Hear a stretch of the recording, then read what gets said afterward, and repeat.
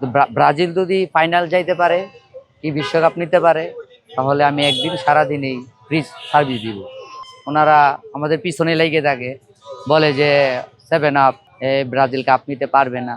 আমি Brazil support করি, ওই জন্য এটা এই যে দেখতে পাচ্ছেন, টাকাটা আমি বলতে চাচ্ছি না, কাউকে বলি না।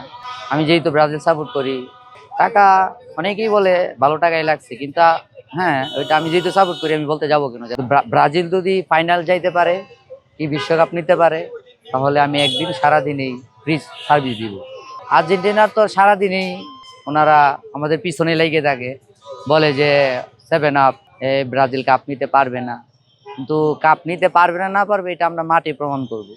ঠিক আছে, আমরা আশাবাদী আজকের ম্যাচটা জিতা 100% 100 যে আজকের ম্যাচটা আমরা জিতবো। আমি 2002 সালে ব্রাজিলের কাপ নিতে দেখছি, আমার বয়স 35। তখন থেকেই খেলা আসলেই তখন আমি বিভিন্ন কালারের রং করি, ব্রাজিলই করি, কিন্তু একটু সিস্টেম অন্য পাল্টাই চেষ্টা করি আর কি। ধরো কাতারে ছিল একরকম, এখন 26-এ আরেক রকম করছি। যারা ব্রাজিল সাপোর্ট করে তারা ভালো বলে, আর যারা আর্জেন্টিনার ওনারা একটু ব্রাজিল মন্তব্য করে।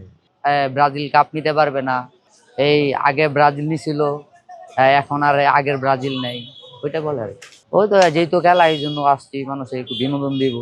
ওই টিমের জন্য আমরা নিশ্চিত জয় পাবো। ফ্যামিলি বাসা এই জায়গায় দেখলে একটু মজা অন্যরকম।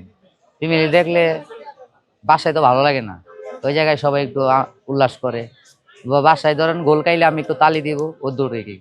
আর এখানে আমরা গোল দিলেও তালি হবে, গোল খাইলেও তালি হবে। ঠিক আছে, আমাদের বিরোধী দল আছে না আর্জেন্টিনা, ওনারা ধর বলবে না, বিরোধী দল যখন বলে যে 7 আপ, তখন আমার কাছে খারাপ লাগে না, ভালোই লাগে। কেন ভালো লাগে? ওনারা এনজয় উনি করতেছে, ওইটা তো বিনোদনের জন্য। ওনারা এনজয় করবে, আমরাও এনজয় করবো, ওই জন্য ভালো লাগে। যাদের ভিতরে অহংকার আছে তাদের ভিতরে ভালো লাগবে না, কিন্তু আমার ভিতরে কোনো অহংকার নেই, ওই জন্য আমার কাছে ভালো লাগে।